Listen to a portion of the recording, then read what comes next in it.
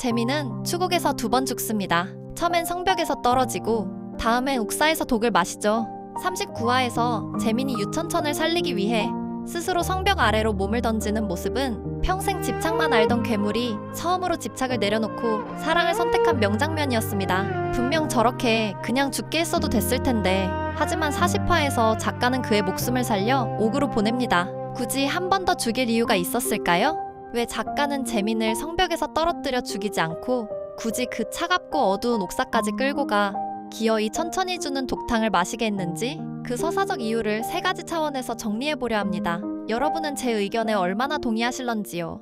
1. 가짜 신분을 벗고 진짜 재민으로 돌아온 최초의 시간. 39화까지 재민은 수원해라는 가짜 신분으로 복수와 권력이라는 거대한 껍데기에 갇혀 살았습니다. 만약 성벽에서 떨어져 죽었다면 그는 황희를 노리고 폭주하다 죽은 그냥 비극적 빌런 캐릭터로 남았을 텐데요. 하지만 옥사는 모든 권력과 신분, 화려한 의복이 박탈된 공간입니다. 그곳에서 그는 더 이상 가짜 수원에도 황희를 노리던 권력자도 아닌 그저 17년 전 불길 속에서 멈춰버린 어린 재민으로 돌아갔죠. 옥사에서의 대화는 재민이 평생 처음이자 마지막으로 가면 없이 오직 자신의 목소리로 누군가와 소통한 순간이었습니다. 작가는 그에게 황희 대신 진짜 자신으로 죽을 권리를 준 셈입니다. 이 우발적 희생에서 스스로의 의지로 바뀌는 과정. 성벽에서의 추락은 긴박한 상황에서 나온 재민의 선택이었습니다.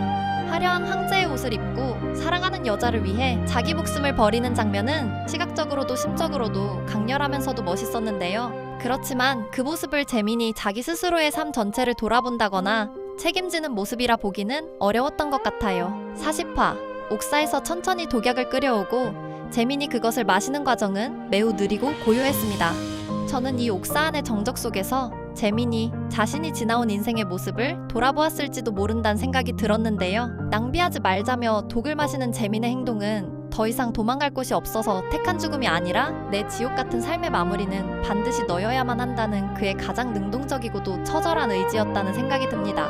사랑하는 사람의 손에 죽음으로써 자신의 모든 업보를 매듭짓는 일종의 합의된 자결이었던 셈이었죠. 3. 자유라는 키워드 완성. 재민은 38화에서 천천을 쇠사슬로 자신과 묶었습니다. 자신이 자유를 가져본 적이 없기에 사랑하는 방식조차 그런 구속뿐이었을 텐데요. 하지만 작가는 옥사에서 재민이 내게서 내가 갈구하던 자유를 보았다 라며 고백할 기회를 줍니다. 이 고백 덕분에 재민은 그저 단순히 광기 어린 빌런에서 평생 자유를 갈구했지만 사랑하는 법을 몰랐던 비극적인 캐릭터로서 입체감이 확 살아나게 된 거죠. 그리고 재민이 천천에게 누구인지 묻고 그녀가 나는 그냥 나야 라고 답하자 거짓말이라 말하는데요. 이 대화는 그가 평생 품어온 세상을 향한 불신과 경계가 처음으로 사라진 순간이었을지 모릅니다.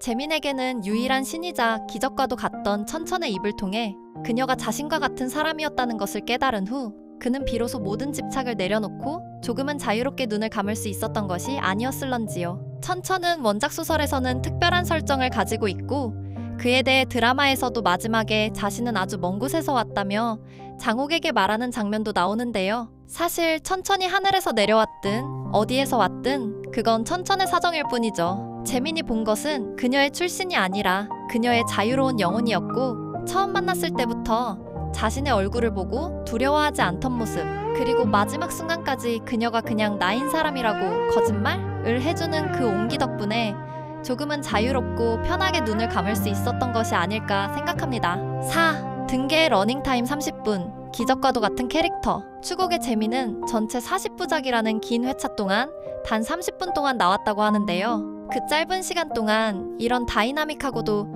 임팩트 있는 감정선과 서사를 만들어내다니 정말 기적과도 같은 캐릭터 아닌가요? 크크크. 작가는 재민을 단순히 주인공의 앞길을 막는 기능적 빌런이나 화려한 설정값의 희생양으로 버려두는 대신 성벽에서 떨어져 마땅히 사라졌어야 할 그에게 차가운 옥사에서의 마지막 시간을 허락하며 그가 평생 가면 뒤에 숨겨왔던 진심을 꺼내놓을 인간으로서의 길을 열어주었습니다. 분량이 곧 캐릭터의 깊이가 아니라는 것을 배우의 강렬하거나 텅 빈 눈빛 하나, 짧은 대사 한마디 속에 얼마나 지독한 삶의 밀도를 담아낼 수 있는지를 재민이라는 캐릭터가 몸소 증명하고 있다는 생각이 드네요. 작가는 재민을 소모품이 아닌 상처받은 영혼으로 소중히 다루어 주었고 시청자들은 그 짧은 순간 동안 재민이 드라마 속의 설정이 아닌 인간으로서 살아 숨쉬었음을 느꼈기 때문에 빌런인 그의 죽음까지도 안쓰럽게 생각했던 것은 아닐런지요. 이번 영상에서는 추곡, 옥을 찾아서 재민의 두 번의 죽음과 캐릭터에 대한 분석을 해보았습니다.